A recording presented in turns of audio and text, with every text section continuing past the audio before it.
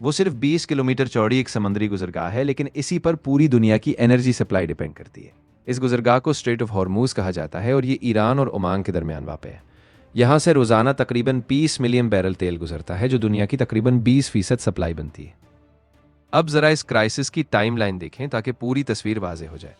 1 मार्च 2026 को रीजन में कशीदगी इस वक्त बढ़ी जब डोनाल्ड ट्रंप ने एक बयान में कहा कि अगर ईरान ने एग्रेशन जारी रखी तो सख्त फौजी रद्द-ए-अमल दिया जाएगा।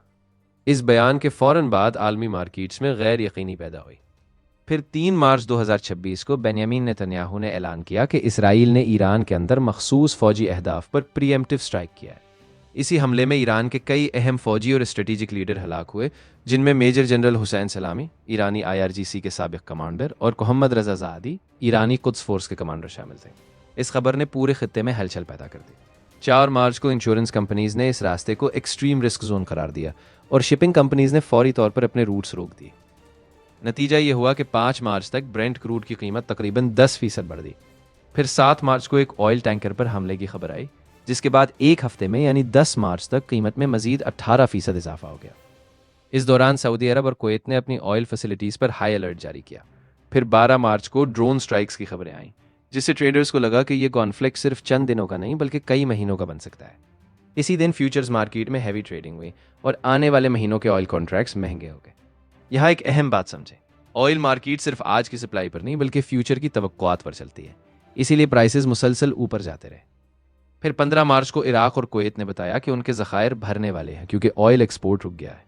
इस अमली मसले की वजह से कुछ ऑयल फील्ड्स को बंद करना पड़ा, यानी सप्लाई वाकई कम होना शुरू हो गई। 18 मार्च तक तकरीबन 8 से 10 मिलियन बैरल योमिया सप्लाई मुतासिर थी। इसी दौरान शिपिंग इंश्योरेंस तकरीबन कोलैप्स हो गई। शिप्स ने इस रास्ते को अवॉइड करना शुरू कर दिया और जो थोड़ा बहुत ऑयल जा सकता था वो भी नहीं पहुंच पाया। फिर 20 मार्च को ब्रेंट क्रूड प्राइस बढ़कर $110 फी बैरल हो गई और 23 मार्च तक ये $119 फी बैरल तक पहुंच गई, जबकि गैस फ्यूचर्स में 70% से ज़्यादा इजाफा हुआ।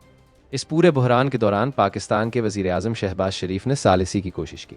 उन्होंने ईरान और दीगर खलीजी ममालिक से राब्ते किए और सीज़ फायर की अपील की। तवील मुद्दत में ये बहरान दुनिया को रिन्यूएबल एनर्जी की तरफ तेज़ी से जाने पर मजबूर कर रहा है, क्योंकि ये साबित हो गया कि आलमी मईशत किसी एक तंग रास्ते पर डिपेंड नहीं कर सकती। आखिर में आसान अल्फाज में समझें तो प्राइसेस इसलिए नहीं बढ़े कि ऑयल ख़त्म हो गया था, बल्कि इसलिए बढ़े क्योंकि fear, futures trading, storage limits और इंश्योरेंस कोलैप्स ने मिलकर पूरी सप्लाई चेन को डिसरप्ट कर दिया। और यही असल सबक है जो हमें इस क्राइसिस से मिलता है कि आलमी मईशत सिर्फ रिसोर्सेज पर नहीं बल्कि ट्रस्ट, स्टेबिलिटी और एक्सेस पर भी डिपेंड करती है।